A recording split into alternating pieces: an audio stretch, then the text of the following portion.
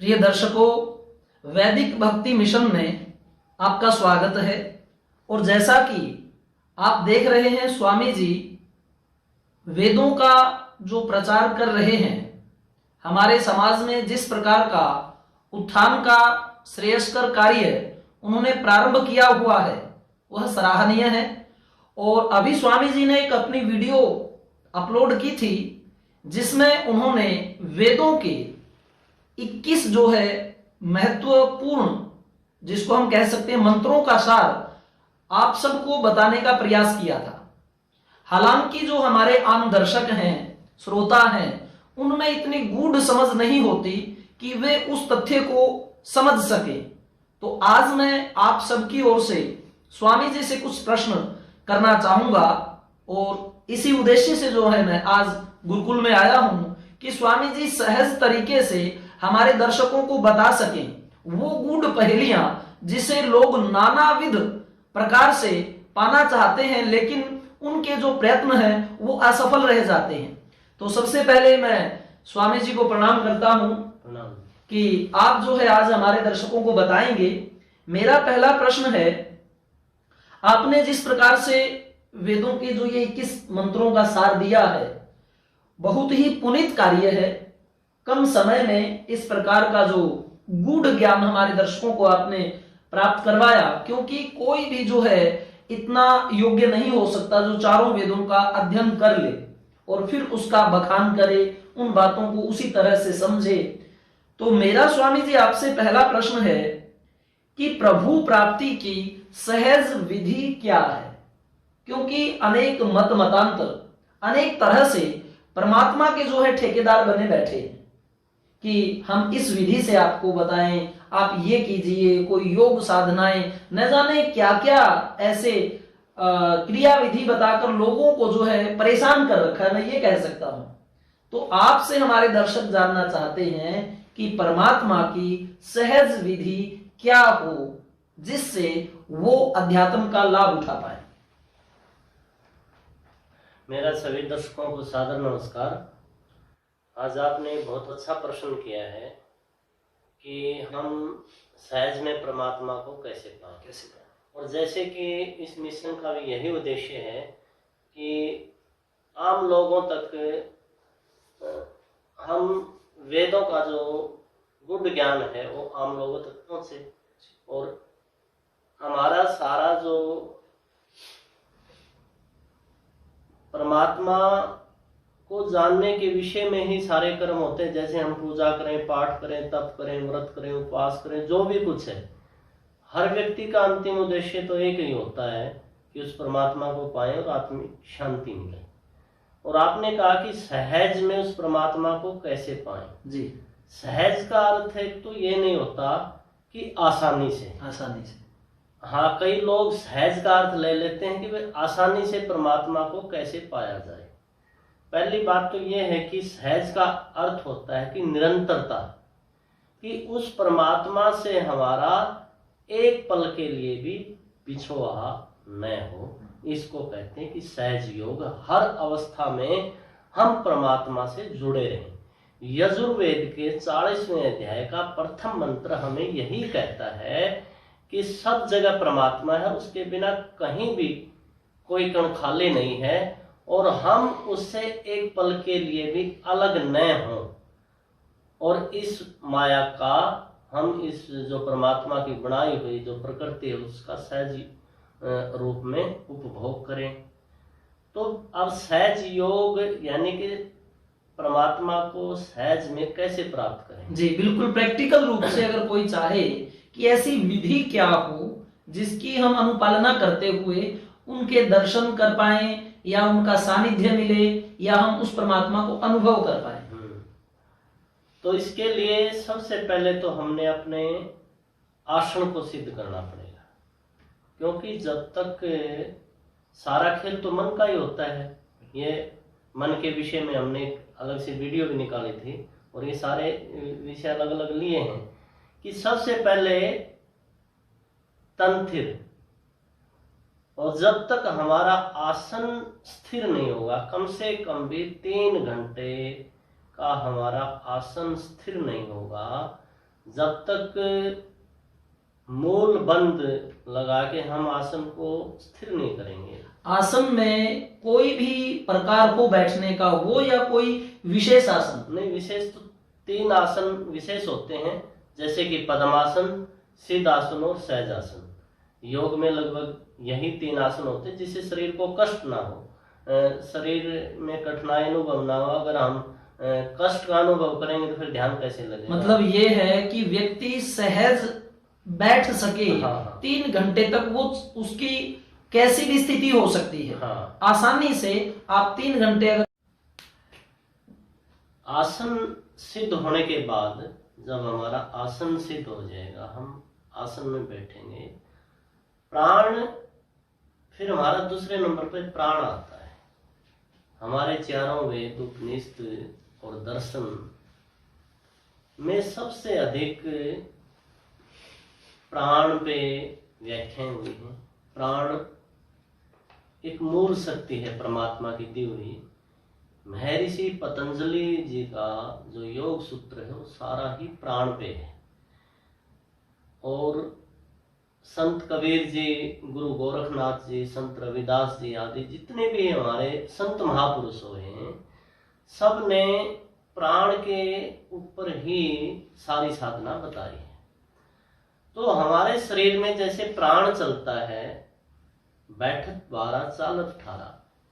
गुरु गोरखनाथ जी कहते हैं कि जब आदमी बैठा होता है तो उसका प्राण जो है 12 उंगल बाहर जाता है, चलते का 18। इस तरह से उसकी भिन्न भिन्न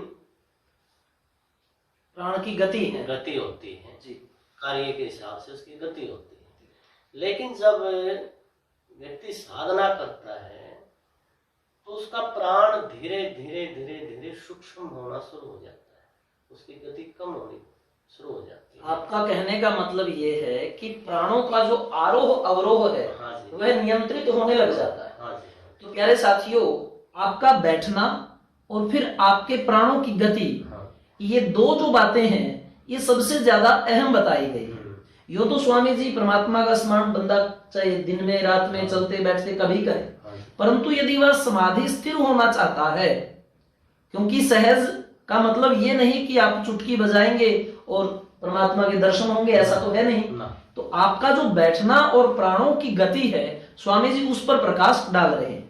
जी स्वामी जी, प्राण सूक्ष्म होने लग जाते हैं। प्राण सूक्ष्म होगा जी। और फिर धीरे धीरे हमारा जो मन है, क्योंकि मन और प्राण का एक गहरा संबंध है, ज्यों ज्यों हमारा प्राण सूक्ष्म होता जाएगा, मन की चंचलता भी कम होती जाएगी और प्राण के नियंत्रण से मन भी हमारा नियंत्रण में होता जाएगा। और फिर हम सहज में, जैसे कि आसन सिद्ध होने के बाद, प्राण पे ध्यान के बाद विशेष, क्योंकि जब भी हम बैठते हैं, ध्यान में बैठते हैं, हम प्राण पे ध्यान देंगे, थोड़ी देर में मन जो है हमें बाहर ले जाएगा भटका के, हम भूल जाएंगे, हमारा ध्यान प्राण से हट जाएगा और मन ये बार बार करेगा। लेकिन इसके लिए निरंतर लंबा अभ्यास चाहिए। और रामायण में तुलसीदास जी ने इसको तेल की धार के समान कहा है। जैसे कि तेल की धार न टूटे, इसी तरह निरंतर तेल की धार की तरह हमारा ध्यान प्राण पे होगा। तो इससे लंबे अभ्यास के बाद फिर उस प्राण का हर समय, फिर आदमी खाते पीते, उठते बैठते, कर्म करते हुए जो भी हम संसारी कार्य भी करते हैं, तो हमारा जो ध्यान है वो प्राण पे ही लगा रहता है। तो स्वामी जी, हमारे जो दर्शक हैं वो किसी न किसी कार्य में रत है। हाँ। कोई अपनी दुकान पर जाता है, कोई स्कूल में अध्यापन करता है, कोई डॉक्टर है और सिंगल परिवार है, कर्ता धर्ता उनका एक है। तो वह जो एक मुखिया है, उसके लिए समय निकालना आज इस भौतिकवादी युग में सहज कार्य नहीं है। परंतु यदि फिर भी धीरे धीरे यदि वो प्रयत्न करे समय निकालने का, अपने आप को साधने का, तो उसका जो मन है वह उसके अपने स्वयं के व्यवसाय में उलझा रहता है। कुछ लोग तो ऐसे हैं जिनके हाथ में फोन रहता है, वो हर वक्त ये देखते रहते हैं कि कितना जो बाजार का भाव बढ़ा, कितना कम हुआ, उनके लिए बड़ा मुश्किल है स्वामी जी। बैठ करके बैठना आसान हो सकता है, लेकिन मन को रोकना बहुत जटिल कार्य है। और आप कहते हैं कि पहले आपका आसन सिद्ध हो, फिर उसके बाद आपके प्राणों का आरोह अवरोह वो उसके ऊपर नियंत्रण हो, ताकि जो प्राण है वो सूक्ष्म हो सके, और फिर उसका जो है मन स्थिर हो। ये तीनों चीजों का जब आप कहते हैं कॉम्बिनेशन बन जाता है, फिर जो है साधक किस प्रकार का लाभ उठा सकता है? देखो, जब हमारा आसन सिद्ध होगा और फिर प्राण पे ध्यान होगा और फिर मन पे संयम होगा, तब एक विशेष आनंद, विशेष सुख की अनुभूति होती है। ये शुरुआत है। क्योंकि आज हम देखते हैं कि आदमी पैसे के पीछे, भौतिकता के पीछे इतना अंधा और व्याकुल और इतना परेशान और दुखी रहता है कि उसको एक पल की भी शांति नहीं है। दूसरी बात यह है कि प्राण तो निरंतर हमारे शरीर में चलना ही है, उसी का तो खेल हो, चल रहा है तो ये सब कुछ हो रहा है। तो प्राण पे हमने सिर्फ कार्य करते हुए भी जब हमारा अभ्यास हो जाता है तो स्वतः ही फिर ध्यान चला जाता है। कई लोग तो ऐसे होते हैं कि उनका जीवन में कभी अपने प्राण की तरफ ध्यान ही नहीं होता। प्राण आ रहा है, जा रहा है, वो जीवन व्यतीत करके संसार से चले जाते हैं। स्वामी जी, क्या प्राणों को जो प्राणायाम की विधियां हैं वह भी प्रभावित करती हैं? हाँ, बिल्कुल करती हैं। क्योंकि हमारे ये सूर्य सौर और चंद्र सौर, ये वैसे तो बड़ी प्राण के ऊपर बड़ी लंबी व्याख्या चलती है, लेकिन मैं थोड़े में ही बता देता हूं कि आचार्य गरीबदास जी कहते हैं कि दिन में चंदा, रात में सूरज, दिन में चंदा, बिचरे जब तक नौ खंडा। कि रात में हमारा सूर्य सौर चलना चाहिए और दिन में हमारा चंद्र सौर चलना चाहिए, और दोनों सौरों को सम करके सुषुम्ना सौर को चला जाता है।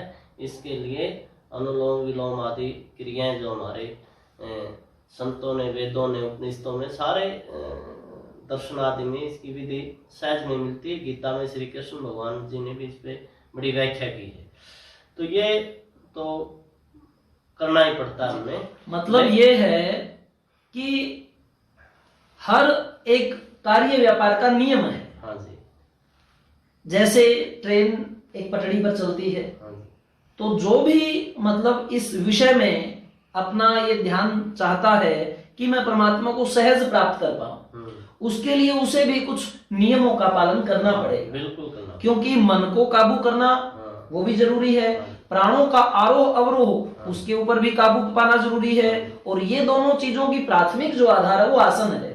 तो इन तीनों चीजों को जब वो मणिकांचन उनका संयोग हो जाता है, तो आप कहते हैं कि धीरे धीरे उसको जो है एक अलौकिक या दिव्य जो अनुभूति है वह होने लग जाती है, जो कि एक लंबे जो है समय का उसको जो कहते हैं अभ्यास करना आवश्यक ये मानते हैं। तो प्रिय साथियों, स्वामी जी का कहना बिल्कुल उपयुक्त है कि जब तक हम एक लाइन नहीं बनाएंगे तो संभव नहीं कि हमारा चित्त शांत हो पाएगा। और जो स्वामी जी अन्य लोग हैं जो दावे करते हैं कि नहीं, आपको ये मन, प्राण और आसन की आवश्यकता नहीं, हम जो नाम दें बस उसका स्मरण करते जाओ, उससे परमात्मा प्राप्त हो जाएंगे, आपको चारों लोक मिल जाएंगे, आपको हम लेने आ जाएंगे। तो इस प्रकार की जो भ्रांतियां हैं, क्या वो सही हैं, या जो हमारा ये प्रैक्टिकल रूप है जिसके द्वारा हम अपने आप को जाने, संयमित करें, सो अहम जो आप वर्णन करते हैं बार बार कि सह वह मैं स्वयं हूं, तो साधक अपने आप को उस परमात्मा की नुमाइंदा मानने लग जाता है कि मैं जो है स्वयं उस परमात्मा का पहला जो कड़ी है वह हूं, मेरे से होकर सब कुछ चलेगा। तो और आपने ये तरीका भी बताया कि आसन है, प्राण है, मन है, तो एक तो ये तरीका है, और जो दूसरे और जो भ्रांतियां लोगों के अंदर डाल रहे हैं कि आप ये कीजिए, ये पूजा कीजिए, ये तिलक लगाइए, ये माला पहनिए, तो क्या वो तरीके से भी परमात्मा की प्राप्ति हो सकती है? नहीं नहीं, ऐसा कुछ नहीं है। क्योंकि आजकल धर्म के नाम पे व्यापारीकरण बहुत हो गया, धर्म का पूरी तरह से व्यापारीकरण हो गया। और जो ये कहते हैं कि इसी हमारी विधि से ही आपको परमात्मा के दर्शन हो गए, तो ये करोगे तो ऐसे ही दर्शनोगे, नहीं। हम प्रमाणित वेद को मानते हैं, संतों की वाणी को प्रमाणित मानते हैं। तो संतों ने जो कहा है, वेद ने जो कहा, उपनिषद ने जो कहा है, हमने उसी सिद्धांत को अपनाना पड़ेगा। और सभी संतों ने एक ही बात कही है कि माला श्वासों श्वास की, फेरेंगे कोई दास, और 84 भटके नहीं, कटे क्रम की फांस। कि मूल जो शक्ति है उपनिषदों में तो इसका बहुत वर्णन मिला है, सारा ही मूल प्राण पे लिया है। और इसी तरह महर्षि पतंजलि जी ने सारा ही प्राण के ऊपर ही सारी साधना बताई है। तो हमने उन महापुरुषों के जो बताए हुए मार्ग है उसी पे चलना पड़ेगा। हाँ, बाकी जो बातें कहते हैं कि भाई एक सप्ताह हमारा यहाँ सियोर अटेंड करो और तुम्हारा उस लोक में गमन हो जाएगा, हम तुम्हें प्रत्यक्ष दिखा देंगे, नहीं। क्योंकि परमात्मा का कबीर जी ने स्पष्ट एक ही बात कह दी कि जहाँ काम तहाँ नाम नहीं, जहाँ नाम नहीं काम, कहें कबीर कैसे रहे रवि रजनी एक ठाम।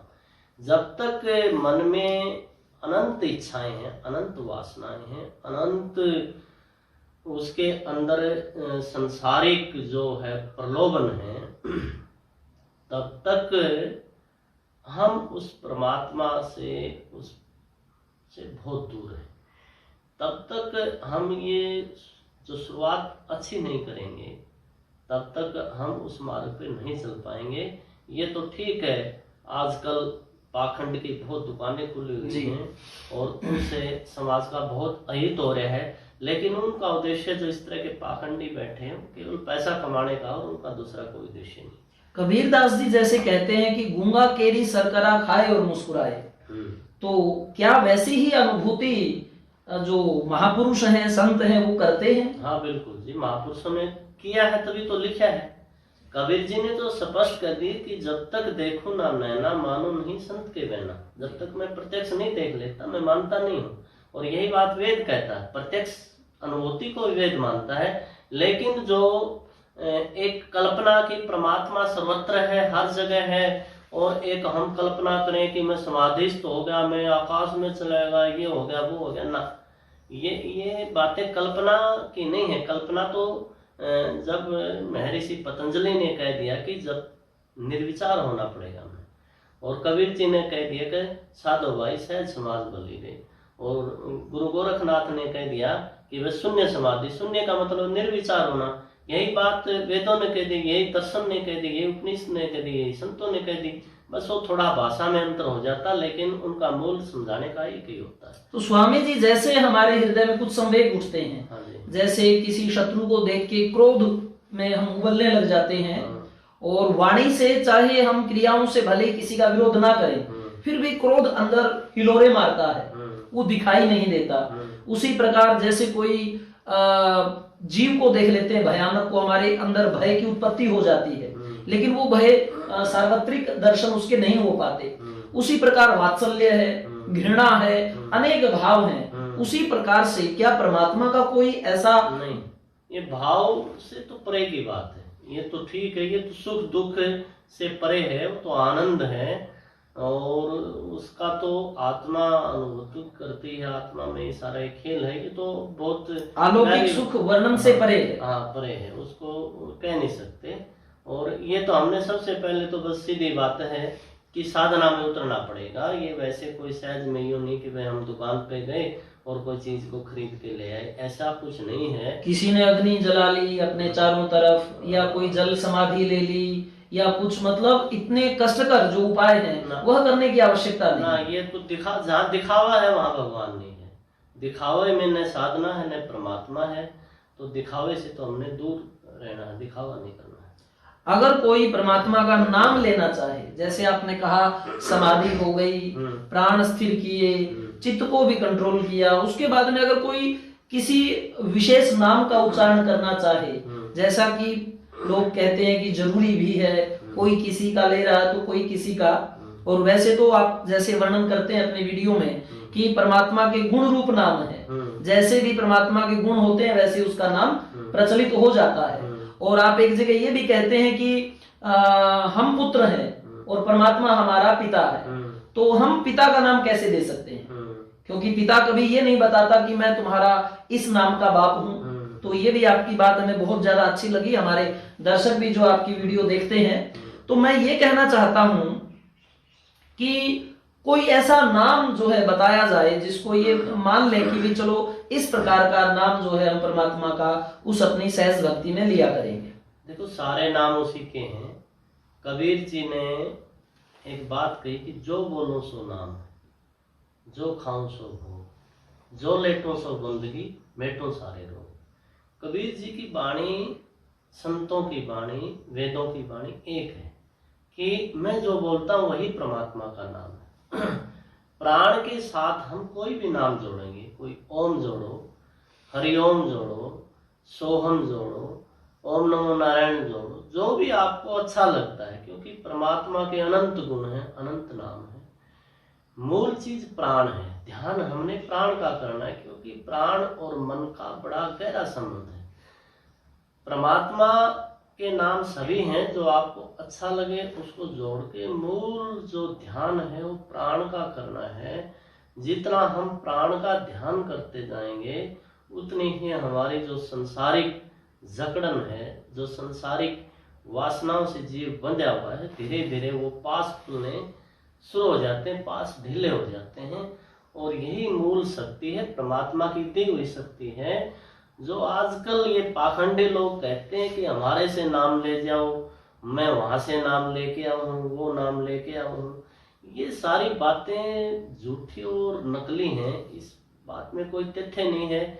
वो उस प्राण को जानते नहीं है, प्राण शक्ति को मानते नहीं है, उनने उसकी साधना नहीं की है, उन्होंने संतों की वाणी को गहराई से देखा नहीं है, इसलिए वो अपनी मनमर्जी की इस तरह की बातें करते हैं। ये वेद और संतों की वाणी से परे की बातें। तो स्वामी जी आप कहते हैं कि यदि हम अपने चित्त वृत्तियों का शमन कर लें, उनकी वो जो गति है उसके ऊपर अपना नियंत्रण रखें, हम स्वयं एकाग्र हों और अपने प्राण जो है उसको आधार मान करके हम परमात्मा का नाम भले ही कोई भी ले सकते हैं। सहज रूप से आप जिस भी परमात्मा की विशेषताओं से, जैसे न्यायकारी, दयालु, अजन्मा, अनंत, निर्विकार, या परमात्मा को चाहे आप किसी भी नाम से पुकारें, तो आप जो है उसका अध्यात्म लाभ ले सकते हैं। आपका कहना ये है। दूसरा मैं आपसे प्रश्न करना चाहता हूं कि परमात्मा जो है, लोग तो परमात्मा को पाते हैं, उसके लिए यत्न करते हैं, क्या परमात्मा की भी कोई इच्छा होती होगी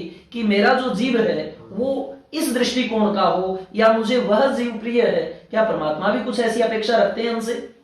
देखो प्रमात्मा ने तो सारे वर्णन किया है कि ज्ञानी मुझे सबसे प्रिय है। ज्ञानी जो और कर्म जो करते हैं अपना कार्य वो भी, हाँ जी, निष्काम कर्म योगी ही मुझे, गीता में कृष्ण भगवान जी कहते हैं, वो सबसे प्रिय है। तो योगी होना सबसे बड़ी बात है, उससे जुड़ जाना। परमात्मा भी देखो, हर एक पिता की 10 संतान है और उन 10 में जो सबसे अच्छा पुत्र होगा, पिता का स्वाभाविक उस पर प्रेम होगा। और कौन पिता नहीं चाहता कि मेरी संतान निकम्मी हो? सभी पिता चाहते हैं कि मेरी संतान अच्छी हो और शुभ कार्य करे। तो यही परमात्मा चाहता है। ऋग्वेद में एक मंत्र आता है कि हे जीव, मैंने आपको इस संसार में भेजा था कि तू कर्म कर और वापिस मेरे पास आ जा। इसका मैंने पीछे वर्णन भी किया था इस प्रश्न का। तो परमात्मा तो चाहता है कि ये जीव वापिस घर आए, मोक्ष धाम में आए, अमरलोक में आए, लेकिन ये मन जो है इसको वेदों ने बंदर और कुत्ते की संज्ञा दी है। ये बड़ा चंचल है और ये इस आत्मा को भटका रहे हैं। आत्मा को ये भौतिकवादी बना दिया इसने और ये बाहर मुखी हो गया, लेकिन ये अंदर जाएगा और अंदर जाने का इसका तरीका एक ही है। प्राण ही एक शक्ति है जो इसको बाहर से अंदर लेके जाएगी। तो स्वामी जी आप कहते हैं कि परमात्मा हमसे ये अपेक्षा रखता है कि मेरी जो संतति है, मेरी जो औलाद है, जो जीव मैंने उत्पन्न किया है, वो उत्तम गुण, कर्म और स्वभाव वाला हो। हाँ। तो हमसे परमात्मा की अपेक्षा यह है कि हम अपने कार्य जो हैं वो सम्यक रखें, गुण कर्म स्वभाव से मनसा वाचा कर्मणा हम पवित्र हों। जब हमें कोई ऐब नहीं होगा तो परमात्मा हमें अपने पिता की तरह ही प्रेम करेगा। और हम यदि उनका विशेष सानिध्य पाना चाहते हैं, उनका विशेष अलौकिक जो है आनंद अनुभव करना चाहते हैं, तो हमें अपना आसन, प्राण और चित्त वृत्तियों का शमन करना होगा। ये कुछ ऐसे प्रिय दर्शकों ऐसे तथ्य हैं जो स्वामी जी ने बहुत ही सहज तरीके से हमें बताए। स्वामी जी का कहना या जो इनके द्वारा प्रचलित वीडियो हैं, आप उनकी कड़ी से जुड़िए, उनमें आप पाएंगे कि किस प्रकार से बहुत ही गहरे तथ्यों को आसानी से व्यक्त किया है। और आपने एक चीज देखी जो मुझे भी पूछनी है स्वामी जी से, कि स्वामी जी किसी विशेष संप्रदाय का नाम नहीं ले रहे। हिंदू मुस्लिम सबको समान दृष्टि से देखते हुए अपनी बात कहते हैं। और स्वामी जी जैसे, एक शंका मेरे भी मन में है कि आप कबीरदास जी, रविदास जी, नानक जी, दादू दयाल, गरीबदास जी और वेदों का, आप हर तरह के महापुरुष को आसानी से उनके वचनों से जो है हमें अवगत करवाते हैं। तो क्या आपका भी कोई विशेष मत है या बनाना चाहते हैं, या बिल्कुल सम्यक भाव से सत्य को सत्य और असत्य को असत्य कहना चाहते हैं? नहीं, देखो हम कोई मत नहीं बनाने का, मत तो बड़ा हमारा जो वैदिक धर्म है ये सनातन का मतलब जो अनादिकाल से चले आ रहे हैं। धर्म को कौन बना सकता? धर्म के सहारे तो सब ब्रह्मांड और सृष्टि खड़ी है, हम धर्म को कैसे बनाएंगे? धर्म तो बना है। ये तो बात समझने की, ये वैदिक धर्म है, अनादिकाल से चले आ रहे हैं। वेद का अर्थ होता है ज्ञान। वैदिक, जब हम वेदों की बात करते हैं तो हमारे जहन में, हमारे दिमाग में एक पुस्तक आ जाती है। पुस्तक का नाम वेद नहीं, ज्ञान जो आत्मा जो है, आत्मा को जानना जो है वही वेद है। उसी को हम जाने, वही सच्चा ज्ञान है। अब जैसे संतों की वाणी भी वेद ज्ञान है, वो भी वेद है। और जो अनादि हमारे ऋषियों का जो वेद बनाए हमारे ऋषियों ने, वो भी वाणी सत्य की वाणी है, परमात्मा की वाणी है। गुरु नानक जी ने कह दिया उसको, धुर की वाणी आई जिन सगली चिंत मिटाई। क्यों? परमात्मा की वाणी धुर की वाणी है। हर ज्ञानी पुरुष की वो आत्मा में प्रकट होती है वाणी। जो भी महापुरुष हुए हैं उनके हृदय में वाणी प्रकट होती है। फिर जो प्रकट होती है वो उसको बोलते हैं। इसलिए इसको प्रत्यक्ष श्रुति कहते हैं, सुनी जाती है, वाणी हृदय में सुनी जाती है और फिर महापुरुषों के द्वारा वो संसार के उपकार के लिए बाहर प्रकाशित होती है। तो स्वामी जी, आपने जो ये इतने उन्मुक्त स्वभाव से, सहज विधि से इन बातों को हमारे दर्शकों से अवगत करवाया, तो हमने कहीं पढ़ा था कि अयम निजः परोवेति, यह मेरा है, यह पराये का है, गणना लघु चेतसाम। इस प्रकार की गणना जो है लघु, छोटे संकीर्ण चरित्र वाले लोग करते हैं। उदार चरिता नाम तो वसुधैव कुटुंबकम। और जिनका चरित्र उदार है, जो उन्मुक्त स्वभाव के हैं, संकीर्ण विचारों के नहीं हैं, उनके लिए ये समस्त विश्व एक परिवार की तरह है। तो प्यारे साथियों, आज हमारा जो है स्वामी जी से वार्तालाप करना सार्थक रहा। और जो कुछ मुख्य बातें थी जो आम दर्शकों के मन में होती है कि आखिर परमात्मा का नाम कौन सा ले, तो वो यह है, स्वामी जी ने जो बताया कि आप कोई भी नाम परमात्मा का ले सकते हैं, क्योंकि जो सर्वनाम प्रिय परमात्मा, सब नाम परमात्मा की तरफ जाते हैं और वो उन्हें प्रिय लगते हैं। दूसरा, सहज हमारी समाधि।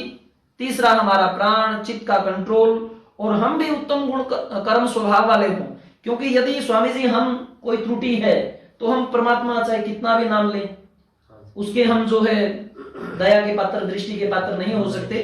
तो सबसे पहले हमें अपना सुधार करना है, अपने को बिल्कुल अच्छा बनाना है, ताकि उसकी नजर हम पर पड़े तो वह अपना हमें प्रिय माने। और स्वामी जी ने जो ये चीजें बताई, इनके लिए स्वामी जी का मैं पुनः आभार व्यक्त करता हूं। और श्रोताओं, आपसे मैं पुनः प्रार्थना करता हूं कि यदि अब भी सहज विधि परमात्मा को पाने के विषय में आपकी कोई शंका समाधान है तो वह आप कमेंट में अवश्य लिखिए, क्योंकि इसमें छल, प्रपंच, दुराचार का कोई स्थान। मैं पुनः स्वामी जी का आभार व्यक्त करता हूं जो हमारी संपूर्ण जो शंकाएं थी उनका समाधान किया। और आपसे भी अनुरोध है कि अगर आपकी कोई शंका समाधान है तो आप वो कमेंट के माध्यम से स्वामी जी से उसका हल ले सकते हैं। जी स्वामी, धन्यवाद।